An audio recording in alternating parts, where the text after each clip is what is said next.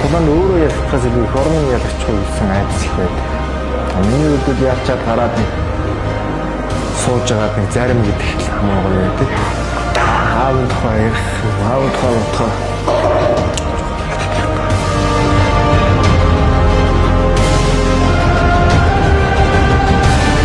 за намайг Түмэн Нэмрэлийн нэм жаргал гэдэг.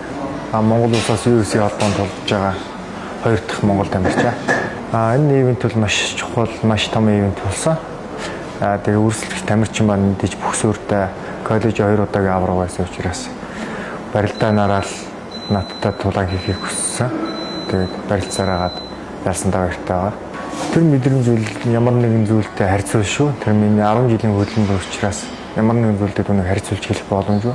Би өөрийнхөө мөрөөдлийн тайзан дээр өөрийнхөө мөрөөдлөөр очисон учраас ямар нэгэн тийм гайхалтай ч юм уу эсвэл өөр хүсийн зүйл тохиолдоогүй. Тэр зүгээр цэвэр хөдөлмөрийн харин тэрэн дээр яасан л хамгийн чухал байна. Мэдээж энэ зам амар байгаагүй. Энэ спорт өөрөө тийм амар спорт биш. Надад өвдөж хавдсан өдөр болгон бүхний яц болсон тийм тохиолдол байнга л байдаг. Өдөр болгон шантармаар, өдөр болгон залхмаар бэлтгэл өдөр болгон хийдэг. Багцгүй би зөвхөн том зүйлийг мөрөөдж байгаа учраас тэр бүгдийг даван туулж тэр тайзан дээр очисон. Маш гайхалтай байсан. Би 20 мянган хүний өмнө гараад их орныхаа талбай бариад алах. Өөрөөрөө бахархмаар бас аав ээжтэй маш их баярлаа шилмээр тийм мэдрэмж сэтгэлд их тод үлдсэн. Айдас бараг төрдгөмдөө энд угаасаа ялгчлал гарч байгаа учраас айдсыг бүгднгийн үгүй хийх хэрэгтэй. Тийм учраас энэ спортод хөл тавьсан цагаас хойш айдсыг би бүр мартсан. Энэ спорт нь өөрөө маш өндөр эрсдэлтэй, жинхэнэ эрчүүд тоглодог спорт учраас би орсон. Өөрөө ямар зэргийн эр хүн бэ? Тэр тусмаа Монгол эр хүн хайл хүртэл явж чадах вэ гэдгийг харахыг бас батлахыг хүсэж байгаа учраас энэ спорт руу орж батлах бас боломж цаашаа өргөжлүүлээд явж байна.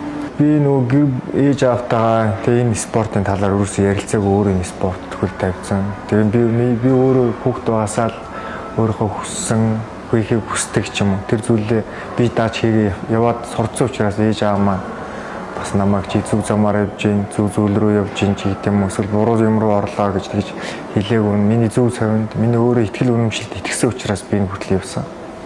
Би хүүхэд байхдаа наран дугуулга гэдэг хүнийг их үзэж үзээгүй. Тэгтээ зүгээр сонсож өссөн. Тийм учраас би тэр хүн шиг болохыг хүссэн. Дээрээс нь Конор Макгрегор гэж алдартай тамирчны зан характер түүний мөрөөдөлтөд хүрж байгаа шатыг би 2012 оноос хойш тэмцээн болгон дээр үзсэн учраас тэр хүнтэй адилхан болохыг хүссэн. Тийм учраас энэ спорт руу орохдоо ямар ч эргэлзээгүй орсон. Би саяхан энэ жил сургуулиа төгсөн л да Монгол Улсын их сургуулийг энэ жил төрийн өдрөглөө мэрэгчлэр төгсөж харсан. Тэгвэл яг энэ спортыг үзүүлж бүрэн донтож ороогүй байсан бол би яг эзэмшин мэрэгжилдээ илүү анхаарсан. Илүү их гадагшаа сургууль хөөцөлтэй гадагшаа явсан байхсан байна. Би хүүхэд байхын математиктэй их сайн хүүхэд байсан. Эдийн засагч юм уу те. Тэр чиглэлээр руугаа илүү их анхаарах байсан байхаа. Би спортыг ямар нэгэн байдлаар сонгосондоо харамсаж үзээгүй. Спорт бол хүний эрүүл байх, эрх чөлөөтэй байх боломжийг олгодог учраас спорт бол буруу сонголт хийжээч байх. Хоохгүй байх. Мэдээж их орны нэр байнга явж байдаг. Тэгээ Монголиа гэж үргэлж явдаг. Тийм учраас их орныхоо нэрийг бодно. Тулаанд өөрөө ялцхаас илүү их орны ялгчихгүй гэсэн айдас их байдаг. Хамгийн хэцүү үе бол жишээ гасах үе.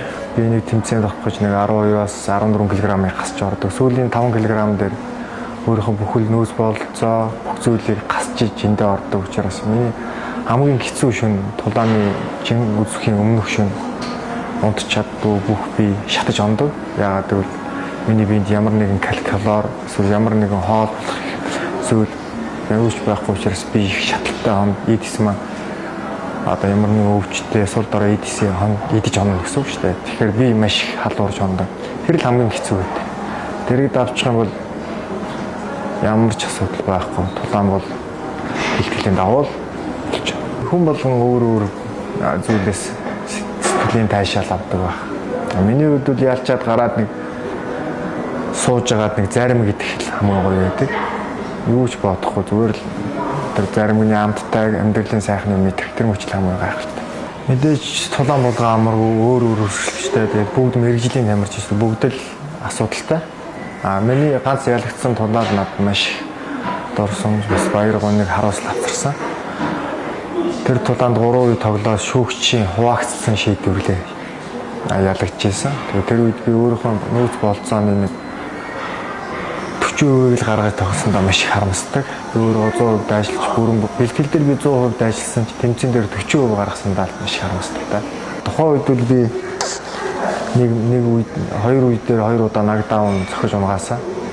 Яг тэрийг л би тултлыг хийхдээ түүний нокаутаар ялах бүрэн боломжтой байсан. Би хүүхд байгаасаа их олон зүйл мөрөөдөл донд төссөн хүүхд.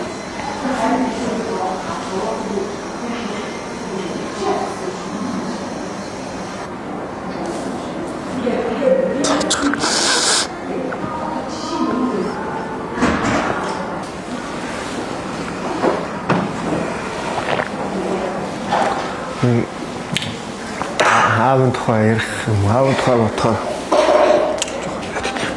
би маш олон мөрөөдөл донд төссөн. Бодох юм. Зөв хүн болох, сайн хүн болох, тэ нийгэмдээ сайн сайхныг бүтээх гэдэг олон зүйлийг хүүхдээс мөрөөдсөн. Тэгээд тэр дотор миний онцгой нэг мөрөөдөл ямар нэг амжилтанд хүрчээд яг тэрний хаар дээрээс авдаа биш авч өгнө гэсэн тийм бодлоо байсан. Би түүндээ хүрсэн. Болс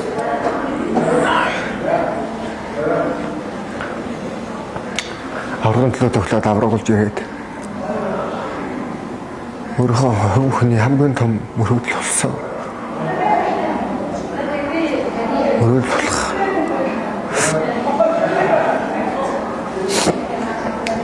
Аавдаа машин авч гисэн. Аавдаа бол маш хайртай. Хүн аавдаа хайртай шоогл гэж өдрөлт хэлхийг хүсдэг. Би аавгаа хайрын төссөн учраас аавынхаа фотографиад ер нь болж явуулж чаддаг. Зарим хүмүүс ирхэн ойлгох эсвэл гэдэг баг.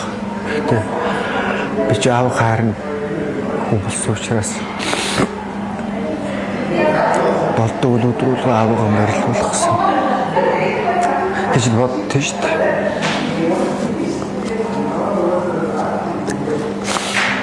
Тэр тулаанд миний мөрөдөлтөө өрсөн хамгийн том тулаах байсан та. Одоо тэгээд уус илүү том мөрөдөл байгаа. Гэхдээ миний аавгаа морилуулах нэг алтмыг тэгсэн биелүүлж өгсөн тулаа учраас тэр тулаа миний сэтгэл үргэлжлүү яатай үлдсэн. Аав нь амьд шүү дээ. Тийм. Гүр би аавын тухай ярихаар үлдэг. Аавгаа их санд ер нь би гадагш явахдаа их ороо хоёр гол их санд. Ер нь л эцгүй гэдэг бол гэрээ ноён нуруу.